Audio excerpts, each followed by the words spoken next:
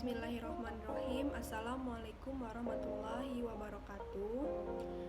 Perkenalkan, saya Risa Istiqomah, mahasiswi dari Fakultas Ilmu Kesehatan, Prodi Ilmu Perawatan, Universitas Muhammadiyah Bengkulu. Pada video kali ini, saya akan menjelaskan tentang askep katarak yang sebelumnya telah dijelaskan oleh Ibu Nurse Liza Fitrilina, SCAP, MCAP. Baiklah, langsung saja masuk ke definisi katarak. Katarak adalah keadaan di mana terjadinya kekeruhan pada serabut atau lensa. Selanjutnya, etiologi atau faktor penyebab dari katarak. Faktor penyebab dari katarak ini adalah dari komponen atau dari bagian primer. Bagian primer ini contohnya berdasarkan gangguan perkembangan dan metabolisme dasar. Sedangkan pada bagian sekunder terjadi akibat tindakan pembedahan lensa karena akibat komplikasi penyakit lokal ataupun pulmo. Misalnya pasien yang mengalami gagal ginjal kronik. Komplikasinya bisa memunculkan penurunan lapang pandang sehingga pasien tersebut bisa terkena katarak itu sendiri. Selanjutnya, klasifikasi. Katarak dapat diklasifikasikan dalam beberapa golongan, yaitu katarak perkembangan dan degeneratif, yaitu berhubungan dengan komponen-komponen dari usia. Selanjutnya, katarak kongenital, juvenil, dan senil. Katarak kongenital adalah kekeruhan lensa yang didapat sejak lahir dan terjadi akibat gangguan perkembangan embrio intrauteri. Sedangkan katarak juvenil adalah katarak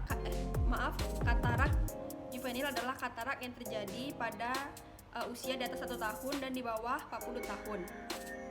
Kemudian katarak senil adalah katarak yang terjadi pada usia di atas 40 tahun.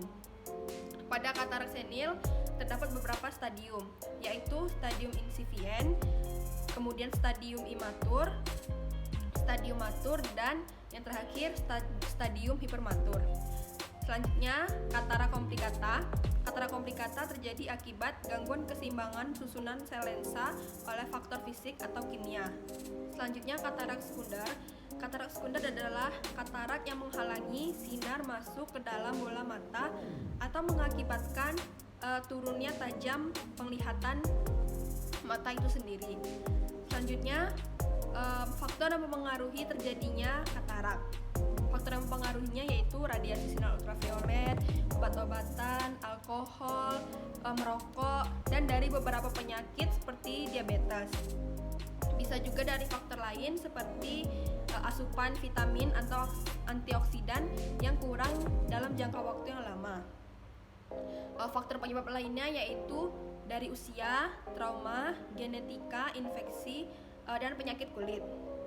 Selanjutnya, manifestasi klinis atau tanda gejalanya yaitu terjadi penurunan visus, kemudian silau yang berlebihan. Ada beberapa data objektif yang terlihat yaitu seperti kabun pada pupil, pandangan kabur, redup, susah melihat pada malam hari. Bisa juga pupilnya berwarna kekuningan dan putih. Selanjutnya, diagnostik tes yaitu kemoterapi, otomosko, kemudian ada juga hidung sel endotel.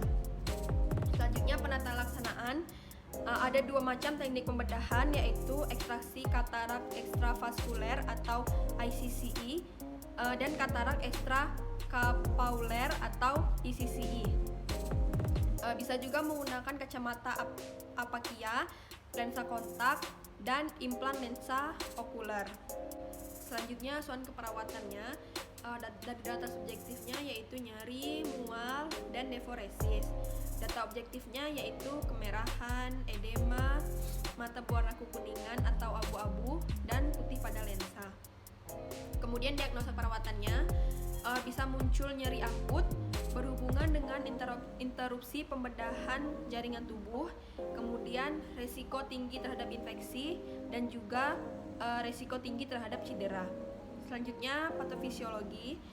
Patofisiologi yang saya dapat dari akademia.edu yaitu dari faktor predisposisinya dimulai dari usia lanjut dan proses penuaan, kemudian kongentinal atau bisa diturunkan, kemudian cedera mata, kemudian penyakit metabolik misalnya diabetes mellitus. Kemudian dari keempat faktor ini terjadilah nukleus mengalami perubahan warna menjadi coklat kekuningan. Setelah itu terjadi perubahan fisik, yaitu perubahan pada serabut halus multiple atau zunula yang memanjang dari badan silier ke sekitar daerah lensa. Selanjutnya terjadi hilangnya transpalasi lensa, kemudian perubahan kimia dalam protein lensa, kemudian terjadi koagulasi. Dari koagulasi ini mengakibatkan mengaburkan pandangan, kemudian terputusnya protein lensa disertai influksi air ke dalam lensa, kemudian usia meningkat, terjadilah penurunan enzim, kemudian degenerasi pada lensa, kemudian terjadilah katarak. Mungkin cukup sekian yang dapat saya sampaikan. Apabila saya ada kesalahan, saya mohon maaf. Kepada Allah saya mohon ampun. Wabillahi taufiq wal hidayah. Wassalamualaikum